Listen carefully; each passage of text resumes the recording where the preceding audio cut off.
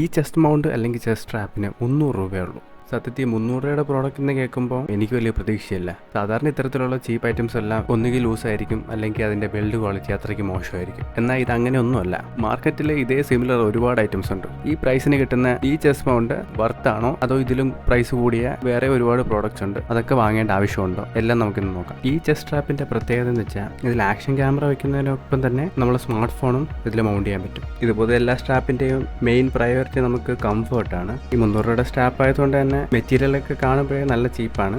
എന്നാൽ ഒരു വലിച്ച പൊട്ടിപ്പോകുന്ന ടൈപ്പ് ഫീൽ അല്ല. വിത്ത് ഫോൺ മൗണ്ട് ചെയ്താൽ പോലും നല്ല ടൈറ്റ് ആയിട്ടുള്ള ഫിറ്റാണ്. ഓവർ ടൈറ്റ് അല്ല, സ്ട്രാപ്പൊക്കെ എലാസ്റ്റിക് ആണ്. നമ്മൾ ബോഡിയിൽ സ്നഗ് ആയിട്ട് ഉള്ള ഒരു ഫിറ്റാണ്. ഇതാണ് ഈ പ്രോഡക്റ്റ്. ഇത് ബോഡിയിൽ അറ്റാച്ച് ചെയ്ത് കഴിഞ്ഞാൽ ഇതുപോലെ ഇരിക്കും കാണാനായിട്ട്. ഫസ്റ്റ് ടൈം ഇടുമ്പോൾ ചെറിയൊരു ഓക്വേർഡായിട്ട് തോന്നാം, അത് പ്രാക്ടീസ് കൊണ്ട് ശരിയായിക്കോളും. ഇതിൽ അറ്റാച്ച്മെന്റും ഓരോ സ്ക്രൂവും നല്ല രീതിയിൽ മുറുക്കിക്കോണം. ഈ ചെസ്റ്റ് മൗണ്ട് കണക്ട് ചെയ്യേണ്ട രീതിയാണിത്.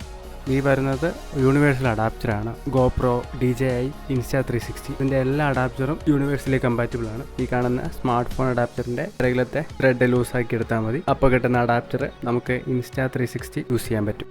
ഈ ചെസ്റ്റ് മൗണ്ട് വാങ്ങാനുള്ള മെയിൻ കാര്യം നമുക്ക് കേരളത്തിലെ ഹെൽമെറ്റ് മൗണ്ടഡ് ക്യാമറാസ് ബാൻഡാണ്. ലോകത്തൊരിടത്തും ഇല്ലാത്ത ചില റൂൾസാണ് നമ്മുടെ MBD സാറുമാർ കൊണ്ടുവരുന്നത്. ഇത് 2022 വന്ന നിയമമായിരുന്നു. മോട്ടോ വ്ളോഗേഴ്സ് കുറേ ഇൻഫ്ലുവൻസേഴ്സ് ഉണ്ട്, അവർക്ക് കുറച്ച് വീഡിയോസ് ഒക്കെ ചെയ്ത് അത്രയൊക്കെ തന്നെ. ഇതിനെക്കുറിച്ച് വലുതായിട്ട് ആരും സംസാരിച്ചൊന്നുമില്ല. ഹെൽമെറ്റിൽ ക്യാമറ വെച്ചാൽ 1000 രൂപ പിഴയാണ്. കേരളത്തിൽ മാത്രമാണ്, ഇന്ത്യ ഒരിടത്തും ഇല്ല, ലോകത്തൊരിടത്തും ഇല്ല. അങ്ങനത്തെ റൂളാണ് കേരളത്തിലുള്ളത്.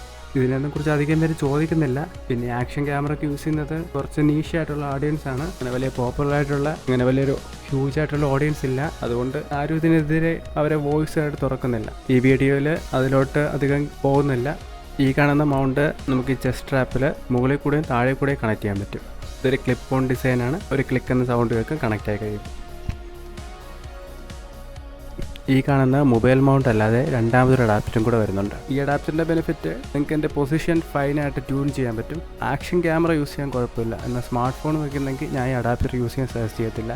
കാരണം ഇതൊരു ഓക്വേർഡ് ആയിട്ടുള്ള അഡാപ്റ്ററാണ്. കണക്ട് ചെയ്യുമ്പോൾ തന്നെ നിങ്ങളുടെ ഡിവൈസ് ഏകദേശം നല്ല ഫ്രണ്ടിലോട്ട് ഒരുപാട് തള്ളി നിൽക്കുകയാണ്. ആവശ്യത്തിലധികം സ്ട്രാപ്പ് വലിയുകയും കറക്റ്റ് ആംഗിൾ കിട്ടാതെയാവും. അതുകൊണ്ട് നിങ്ങൾ ഈ അഡാപ്റ്റർ ഉപയോഗിക്കാതിരിക്കുക. ചിലവർക്ക് യൂസ്ഫുൾ ആയേക്കാം. സ്മാർട്ട് ഫോൺ കണക്ട് ചെയ്യാനാണെങ്കിൽ ആദ്യം കാണിച്ച സ്മാർട്ട് ഫോൺ അഡാപ്റ്റർ തന്നെ യൂസ് ചെയ്യുക. ഇത് നമ്മൾ റൈഡേഴ്സിന് മാത്രമല്ല, വാക്കിംഗ് ബ്ലോഗ് ചെയ്യുന്നവർക്കും കുക്കിംഗ് അല്ലെങ്കിൽ DIY വീഡിയോസ് ക്രിയേറ്റ് ചെയ്യുന്നവർക്കും എല്ലാം നല്ല യൂസ്ഫുൾ ആയിട്ടുള്ള പ്രോഡക്റ്റാണ്. ഒരു ബേസിക് പ്രോഡക്റ്റ് ആയതുകൊണ്ട് തന്നെ നിങ്ങൾ ഒരിക്കലും പ്രീമിയം ഫീലൊന്നും പ്രതീക്ഷിക്കരുത്.